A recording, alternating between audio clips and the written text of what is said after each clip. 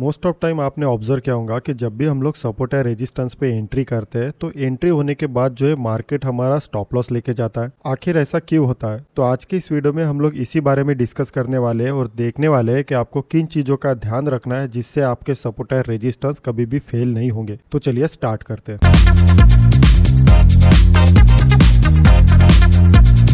तो सबसे पहले तो बात करते हैं कि सपोर्ट एंड रेजिस्टेंस होता क्या है। तो जैसा कि आपको पता है कि मार्केट क्या करता है, एक लाइन होती है और उस लाइन को क्या करता है मार्केट बार बार टेस्ट करता है और एक समय ऐसा आता है जिसे मार्केट ब्रेकआउट करता है और उसके बाद क्या होता है उसमें एक रैली निकल के आती है। तो ऐसी चीजों को क्या कहते हैं हम लोग ब्रेकआउट कहते हैं, यानी सपोर्ट एंड रेजिस्टेंस ब्रेकआउट कहते हैं। लेकिन जब आप लोग रेजिस्टेंस और सपोर्ट ब्रेकआउट होने पे जैसे ही आप लोग एंट्री करते हो तो एंट्री होने के बाद क्या होता है कि मार्केट थोड़ा ऊपर जाता है और उसके बाद मार्केट क्या करता है आपका एसएल लेके जाता है। तो मोस्ट ऑफ बिगनर जब भी लर्निंग करते हैं तो लर्निंग में तो उन्होंने यही देखा है कि रेजिस्टेंस ब्रेक होने के बाद हमें बाइंग के लिए प्लान करना है, उसी प्रकार सपोर्ट ब्रेकडाउन होने के बाद हमें शॉर्ट सेल के लिए प्लान करना है। लेकिन जब वो लोग प्रैक्टिकली चीजें करते हैं, जब वो रियल में ट्रेडिंग करते हैं तो रियल में ये दिखाई देता है कि जैसे ही रेजिस्टेंस ब्रेकआउट हो गया, एंट्री होने के बाद जो है मार्केट उनका एसएल लेके जाता है। उसी प्रकार सपोर्ट ब्रेक हो गया तो एंट्री होने के बाद फिर से उनका जो है एसएल लेके जाता है, यानी सपोर्ट रेजिस्टेंस पे उनके क्या होते हैं, रियल एक्सपीरियंस यही कहता है कि बार बार वहां पे एसएल हिट होते हैं। तो आखिर ऐसा क्यों होता है?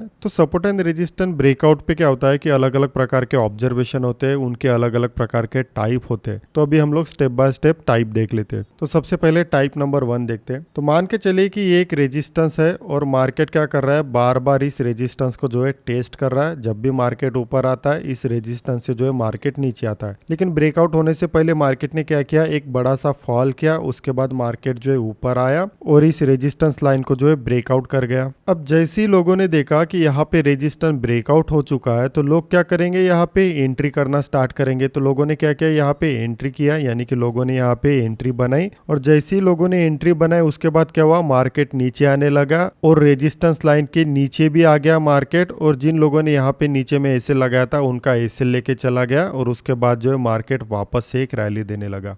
अब जिन लोगों ने यहाँ पे ब्रेकआउट पे एंट्री बनाई थी उन लोगों का जो है मार्केट तो एसएल लेके गया। तो यहाँ पे दिक्कत क्या हुई है, मतलब यहाँ पे ऐसी क्या चीज़ें हुई है जिसके चलते मार्केट ने जो है इनका एसएल लेके गया? तो यहाँ पे जो प्रॉब्लम फेस हुई है वो है ऑब्जर्वेशन की। और मोस्ट ऑफ लोग जो है हमेशा ऑब्जर्वेशन करते ही नहीं है और ऑब्जर्वेशन ना करने के कारण क्या होता है कि मार्केट उनका एसएल लेके जाता है। अब अगर हम लोग यहाँ पे ध्यान से देखते हैं तो देखिए ऑब्जर्वेशन में क्या दिखाई दे रहा है कि जैसे ही मार्केट ने रेजिस्टेंस को ब्रेक किया तो मान के चलते हैं कि एक रेजिस्टेंस वाली कैंडल है। लेकिन अगर मैं रैली को देखता हूं तो मार्केट ने क्या किया, ऑलरेडी एक रैली किया है। अगर आप देखोगे तो मार्केट ने तो ऑलरेडी यहाँ पे रैली किया है और अगर मैं जहां पे एंट्री कर रहा हूँ, अगर मैं कहीं पे एंट्री कर रहा हूँ तो मुझे क्या चाहिए, एक रैली चाहिए। तो जब मार्केट ऑलरेडी यहाँ पे रैली कर चुका है तो इसके बाद मार्केट में प्रोबेबिलिटी कम हो जाती है कि मार्केट दोबारा रैली करे। तो मोस्ट ऑफ लोग ये ऑब्जर्व ही नहीं करते कि यहाँ पे रैली कितनी हुई है। ये जो रेजिस्टेंस ब्रेकआउट हुआ है, रेजिस्टेंस ब्रेकआउट होने से पहले क्या मार्केट में एक रैली हो चुकी है या नहीं हुई है, ये ऑब्जर्व ही नहीं करते।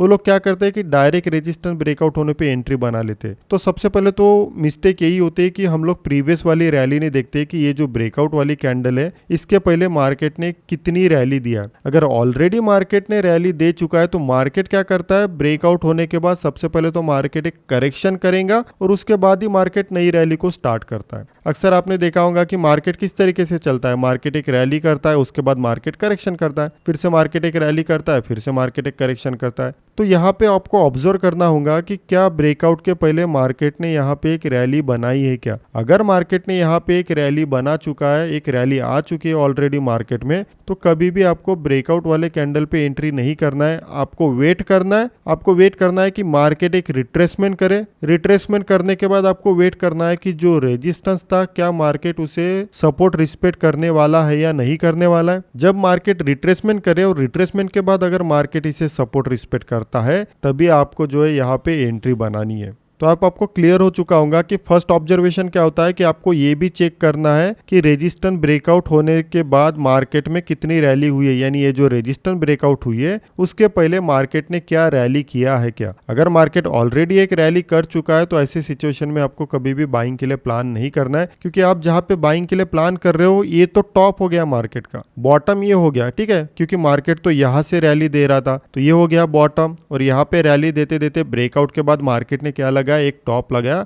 और मोस्ट ऑफ ट्रेडर क्या करते हैं, टॉप पर एंट्री बना देते हैं और फिर मार्केट क्या करता है, करेक्शन करता है। अब टॉप पर एंट्री बनाने के कारण क्या होता है कि उनका स्टॉप लॉस छोटा हो जाता है, क्योंकि यहाँ पे प्रॉपर तरीके से हमें स्टॉप लॉस पता ही नहीं होता है, यहाँ पे मार्केट ने स्टॉप लॉस बना के ही नहीं दिया है, इसीलिए वो लोग क्या करते हैं, बीच में कहीं पर भी स्टॉप लॉस लगा देते हैं। उसके बाद मार्केट आता है, उनका एसएल लेके चला जाता है और फिर से मार्केट एक रैली देने लगता है। तो हमेशा ध्यान में रखिए, जब भी कोई रेजिस्टेंस ब्रेकआउट होता है तो उसके पहले चेक कर लिया करें कि क्या मार्केट में ऑलरेडी एक रैली आ चुकी है या नहीं। अगर मार्केट में रैली आ चुकी है तो आपको वेट करना है, एक बड़े करेक्शन का वेट करना है। करेक्शन के बाद चेक करना है कि मार्केट इसे सपोर्ट रिस्पेक्ट कर रहा है या नहीं कर रहा है। जब मार्केट इसे सपोर्ट रिस्पेक्ट करे उसके बाद ही मार्केट में आपको एंट्री बनानी है। तो आपको ये पॉइंट क्लियर हो चुका होगा। तो अब हम लोग एग्जाम्पल देख लेते हैं चार्ट में।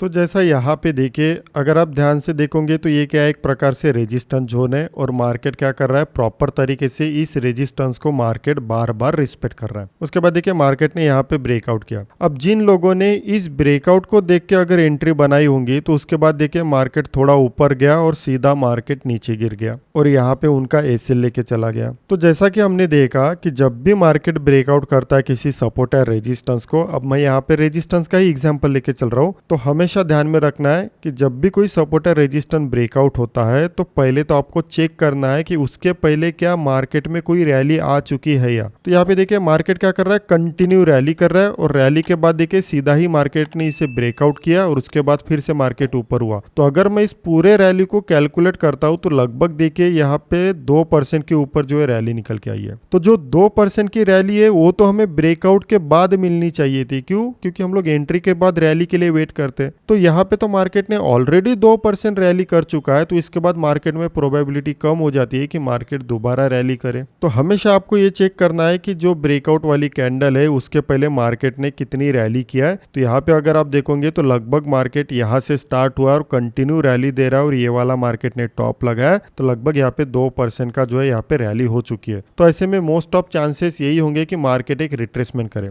अब उसके बाद आपको क्या करना है, उसके बाद आपको वेट करना है और चेक करना है कि क्या मार्केट एक रिट्रेसमेंट के बाद जो रेजिस्टेंस है क्या मार्केट उसे सपोर्ट रिस्पेक्ट करता है क्या। अगर मार्केट इसे सपोर्ट रिस्पेक्ट करता है तभी हम लोग बाइंग के लिए प्लान करेंगे, अदरवाइज हम लोग इसमें बाइंग के लिए प्लान नहीं करेंगे। तो मार्केट ने रिट्रेसमेंट किया लेकिन यहाँ पे सपोर्ट को रिस्पेक्ट नहीं किया, मतलब जो रेजिस्टेंस था उसे मार्केट ने सपोर्ट रिस्पेक्ट नहीं किया, इसलिए मार्केट यहाँ पे नीचे गिर गया। तो जिन लोगों ने यहाँ पे ये सारी चीजें ऑब्जर्व की होंगी वो लोग तो लॉस होने से बच गए, लेकिन जिन लोगों ने डायरेक्ट एंट्री बनाई होंगी यहाँ पे उनका मार्केट एसएल लेके चला गया। तो आपको क्लियर हो चुका होगा कि आपको चार्ट में एक्चुअली देखना क्या होता है। फिर से एक और एग्जांपल देख लेते हैं।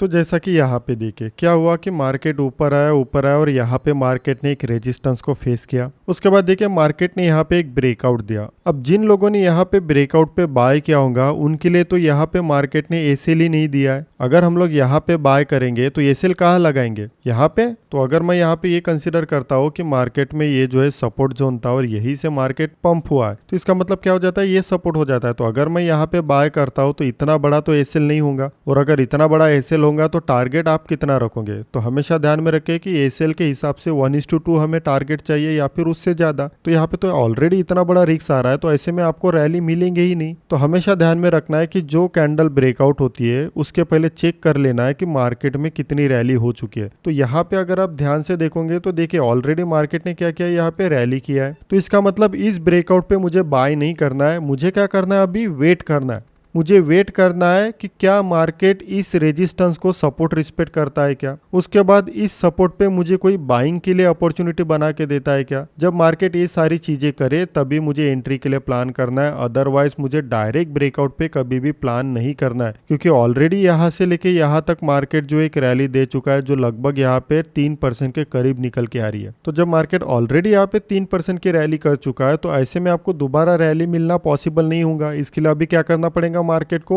एक नया कंसोलिडेशन करना पड़ेगा, नया सेटअप तैयार करना पड़ेगा, उसके बाद ही मार्केट में जो है नई रैली आ सकती है। तो अगर मैं यहाँ पे कंसीडर करता हूँ तो यहाँ से लेके मुझे क्या मिल सकती है, लगभग 3% की रैली मिल सकती है। लेकिन इसके लिए मार्केट ने यहाँ पे कंसोलिडेशन और साथ में कुछ ना कुछ तो यहाँ पे रिट्रेसमेंट के बाद बनाना चाहिए। तो यहाँ पे देखिए मार्केट ने क्या किया, जैसे ही ब्रेकआउट किया उसके बाद देखिए मार्केट ने एक रिट्रेसमेंट किया। अब जैसे ही मार्केट ने रिट्रेसमेंट किया तो जो रेजिस्टेंस था उसे क्या फेस किया, मार्केट ने सपोर्ट रिस्पेक्ट किया। आप अगर इस इस कैंडल को देखोगे तो इस कैंडल को कहते हैं बुलिश हैमर। उसके बाद देखिए मार्केट ने क्या किया, इस हैमर का हाई भी ब्रेक किया और साथ में मार्केट ने बुलिश में भी क्लोजिंग किया है। अब बुलिश हैमर में जरूरी नहीं होता है रेड बने या ग्रीन बने, लेकिन ये क्या है, हैमर है। अब जैसे ही हमें मिल गया तो यहाँ पे देखिए मार्केट में हम लोग क्या करते हैं, यहाँ पे एंट्री बनाते हैं। मार्केट ने हमें खुद ही स्टॉप लॉस बना के दिया है। क्यों? क्योंकि यहाँ पे देखिए मार्केट नीचे गिर रहा था, लेकिन यहाँ से मार्केट में वापस से पुल बैक आया। मतलब यहाँ पे क्या है, हमारे पास एक सपोर्ट जोन है, मतलब मार्केट ने यहाँ पे सपोर्ट रिस्पेक्ट किया है। तो इसी के नीचे क्या हो जाता है, हमारा एक स्टॉप लॉस हो जाता है। तो यहाँ पे देखिए अभी स्टॉप लॉस कितने का दिया है मार्केट ने, यहाँ पे हमें स्टॉप लॉस छोटा सा दिया है। इसके हिसाब से ही हमें क्या मिल सकती है, अभी रैली मिल सकती है, जिसे हम लोग 1:2 1:3 के हिसाब से